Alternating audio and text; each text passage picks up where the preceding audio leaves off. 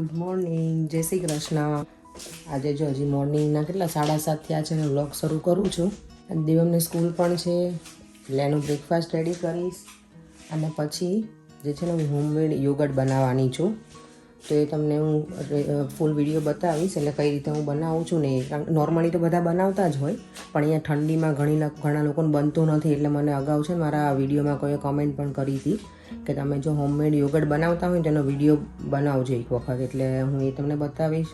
અને આજે મને શાકભાજી બધું જ લેવા જવાનું છે કારણ કે ઇન્ડિયાથી આવીને પછી મને ટાઈમ જ નથી મળ્યા બધું શોપિંગ કરવાનો. તો આજે શાક પણ બધું લઈને આવીશ.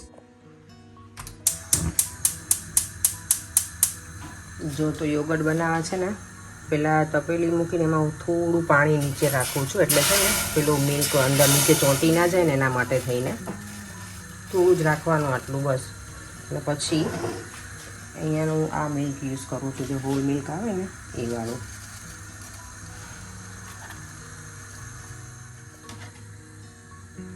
જે તો પાણી એડ કર્યું હોય ને થોડું જ હોય અને પછી બસ આ હું મિલ્ક એડ કરી દઉં છું અંદર દૂધ. હું નોર્મલી વધારે જ બનાવું છું કારણ કે દેવમ છે ને એવરીડે યોગર્ટ એના લંચમાં પણ હું આપું છું એને અને એને હોમમેડ જ યોગર્ટ ગમે છે એટલે હું આટલું બનાવું એવરીડે. લાઈક જ્યારે પણ બનાવું ને એવરી 3-4 ડેઝ. કારણ કે મને છે ને છાશ બહુ જ ભાવે એટલે હું છાશ પણ વધારે પીઉં છું એટલે હું વધારે જ યોગર્ટ બનાવું. જો તો દૂધ મેં મૂકી દીધું છે યોગર્ટ બનાવવા માટેનું અને ત્યાં સુધીમાં હું છે ને દેવમનો બ્રેકફાસ્ટ લંચ એનું રેડી કરી દઉં. આજે એના માટે છે પાલકના થેપલા બનાવું છું. થેપલા અને યોગર્ટ લઈ જશે દેવમ. કારણ કે એવરીડે એમ થાય કે લંચમાં એને શું આપું કારણ કે શાક રોટલી નથી લઈને જતો લંચમાં. બાકી બધું લઈને જાય. થેપલા છે, બટેકા પૌવા કે ઉત્તપમ કે એવું બધું લઈને જાય અને શાક રોટલી ખાલી લઈને નહીં જવા હોતા. કારણ કે અહીંયા સ્કૂલમાં કોઈ શાક રોટલી લઈને ના જાય એટલે એકલો પછી એને એવું લાગે કે એકલો જ નહીં. ક્યારેક રાઈસ વઘારી દો ને એવું કરી દઉં એને. જો તો ઇન બિટવીન છે ને હું થોડું આવી રીતે હલાવતી રહું છું આ મિલ્કને એટલે નીચે છે ને સ્ટક પેલું ના થઈ જાય, ચોંટી ના જાય નીચે. એટલે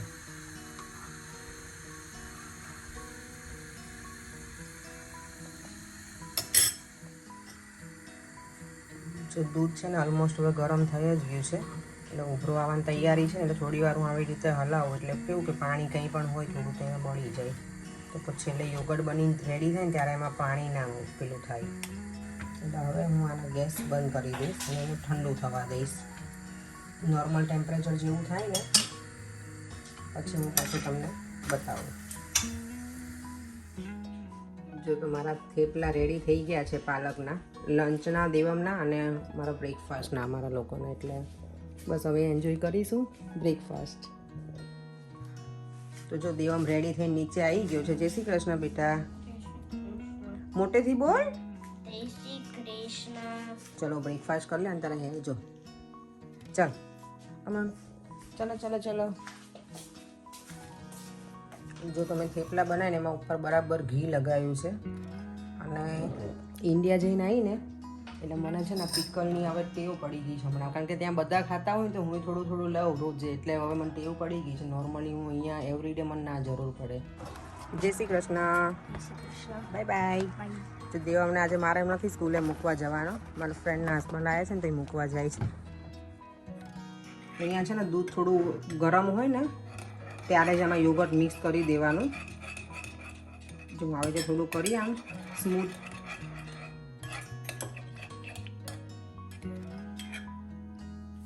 આ મને લાગે અરાઉન્ડ 2 લીટર જેટલું હશે મિલ્ક અને એમાં હું યોગર્ટ જો આટલું નાખું છું બસ. અને પછી એક જ આમ ડિરેક્શનમાં છે આવી રીતે થોડી વાર આવી રીતે હલાવી રહેવા દેવાનું.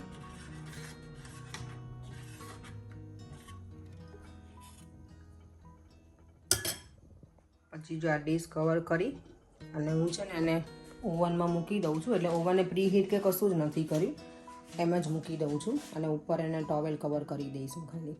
જો આવી રીતે અંદર મૂકી અને પછી છે ને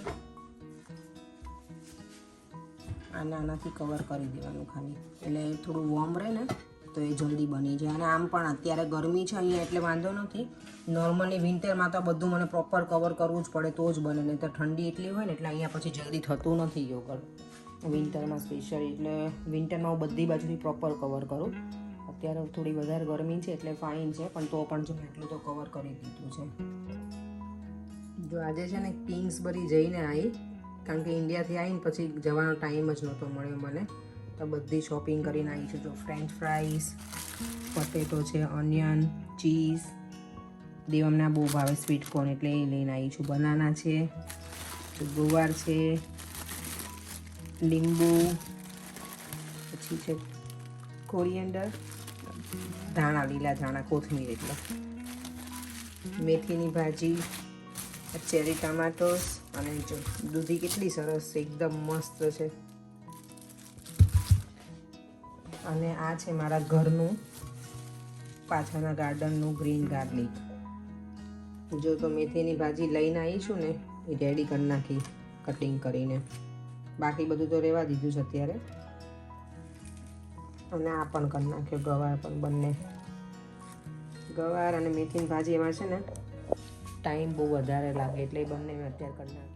ઇન્ડિયામાં જો જ્યારે તડકો નીકળે ને, પેલું ચોમાસા પછી કે પહેલાંનું, તો બધા ખબર આ બધું સૂકવવા રાખે, એવી રીતે મેં આજે એવું જ કર્યું છે. જો આ ઇન્ડિયાથી હું લઈને નથી આવી આ વખતે, આ મેં અહીંયા જ બનાવ્યું હતું લાસ્ટ યર. સાબુદાણાના પાપડ અને સાબુદાણાની ચકરી, વેફર ખાલી મારી ઇન્ડિયાની હોય એવરી યર, કારણ કે એ અહીંયા બનતી નથી ને, એટલે હું ઇન્ડિયાથી જ લાવું છું એવરી યર. તો આજનું ટેમ્પરેચર અહીંયાનું છે 26.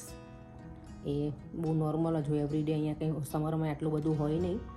એ બધું લાવ, આજે તડકો છે ને બરાબર, તો આ બધું સૂકવી દઉં. જો હું અત્યારે છે ને શોપિંગ સેન્ટર જાઉં છું. 4મીનો બર્થડે છે વીકેન્ડમાં, ભાઈ મેં હજી બાય નથી કર્યું એની ગિફ્ટ, એટલે મેં કીધું લઈને આવું ફટાફટ, કારણ કે પછી મારે એક પણ દિવસ ડે ઓફ નથી એટલે.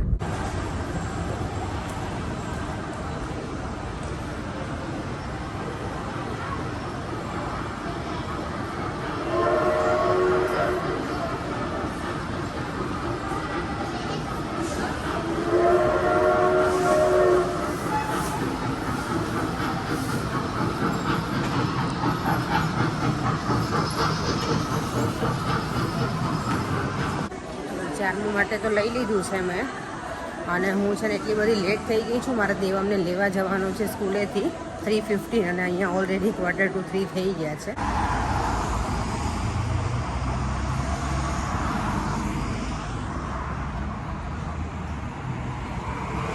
લેવા આવે છે એટલે હેડેક નથી મારે ટ્રેનમાં ભાગવાનું, નહીંતર મને એક ટ્રેન મિસ થાય ને પાછું 15 મિનિટ્સ પછી બીજી મને મળે ટ્રેન. તો પરેનો કોલ આવી ગયો, હું તને લઈ જાઉં છું. દેવ આજે કેવો રહ્યો દિવસ બેટા? સારું. સારો? બહુ ગરમી હતી આજે? હે, તો પ્લેગ્રાઉન્ડમાં પ્લે કર્યું તમે લોકોએ? જો આજે અહીંયા છે ને આઈસ લોલીસ આ લોકો સેલ કરે છે, પણ હવે હું તો ચેન્જ પણ લઈ નથી આવી. દેવ સોરી. ઇટ્સ ઓકે બેટા, ઘરે જઈને આપું તને, તો અહીંયાથી લઈને આપત હું દેવ અમને. આવી ગયું બેટા? Yes. યસ. કેવું લાગે છે? Feel good? Yes. Very much. Very much. તો જાઓ હવે છે ને, તારા હેર તો બધા બ્રશ કરવાના છે ને? નહીં? નહીં. ક્યાંક સ્કૂપ ચાલતું હોય Very annoying છે ને? ચાલે છે એમ તો, ક્યારેક ક્યારેક યુઝ થાય છે બરાબર, ક્યારેક. યસ. વાવ. With sprinkles. દેવ, તને યાદ છે જ્યારે હરબીર અંકલ આપણે ત્યાં રહેતા ને બાના ઘરે, ત્યારે હરબીર અંકલને આવું બહુ ગમતું હો. તને આપો ને તો હરબીર અંકલ એવું કે મને એક બનાવીને આપો. વાવ, લુક એટ ધીસ. દેવમ, કેવો છે તારો આઈસ્ક્રીમ? સારું. સારો છે? હે, મજા આવી બેટા? હા.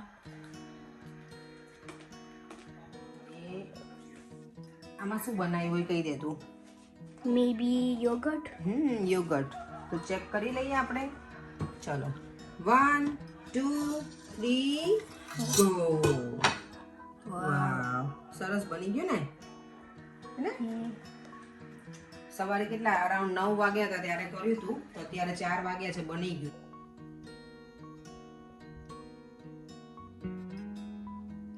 કેમ? આજે છે ને ગરમી બહુ છે ને એટલે બની ગયું છે. અધરવાઇઝ તો મને લાગે મોર ધેન 12 અવર્સ જોઈએ છે ને, પણ આજે થઈ ગયું છે મારું હોમમેડ યોગર્ટ રેડી. તો તમે જે ટ્રાય ના કરતા હોય, બહારની કન્ટ્રીમાં રહેતા હોય, કારણ કે ઠંડીના હિસાબે ઘણા ના ટ્રાય કરતા હોય, તો પ્લીઝ કરજો અને પછી કમેન્ટ કરજો કે કેવું બને છે. તો મેં છે ને ડિનરમાં હવે નક્કી કર્યું છે બનાવવાનું મૂઠિયા, વેજીટેબલ મૂઠિયા. એટલે એમાં જો દૂધી લઈ આવી છું ને આટલી યુઝ કરીશ. કેટલી મસ્ત દૂધી છે, એકદમ સરસ.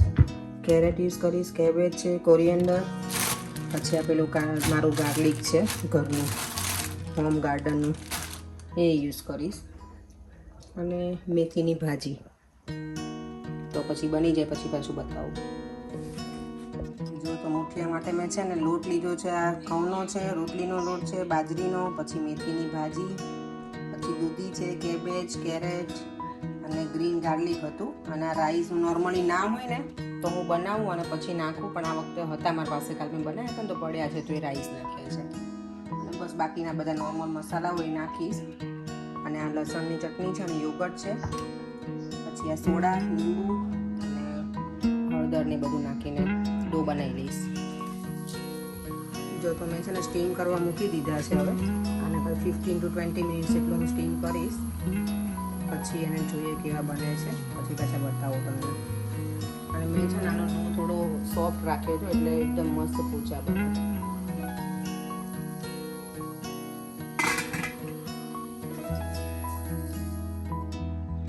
જો તો મારા મૂઠિયા રેડી થઈ ગયા છે સ્ટીમ થઈને. હવે બસ એને કટિંગ કરી અને પછી વઘારી લેવાના છે.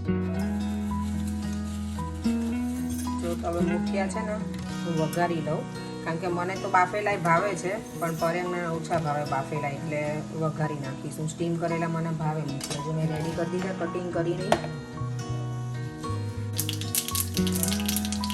જો તો રાઈ પેલી થઈ જાય ને પછી એમાં લીમડો, ગ્રીન ચીલી,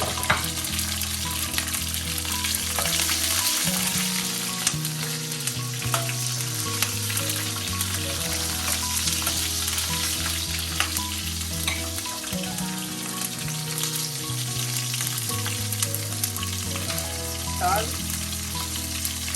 અને ઘી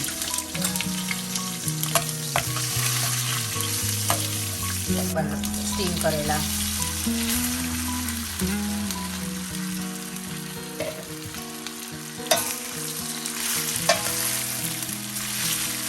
તો મૂઠિયા રેડી થઈ ગયા છે, વઘારાઈ ગયા છે.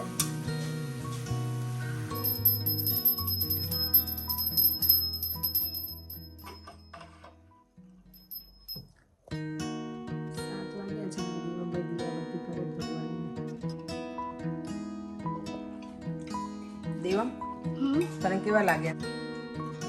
First class. First class. અને છાશ હવે સારી લાગે છે. અમે આજે ચા, જો કે હું ને દેવમ તો ચા પીતા જ નથી.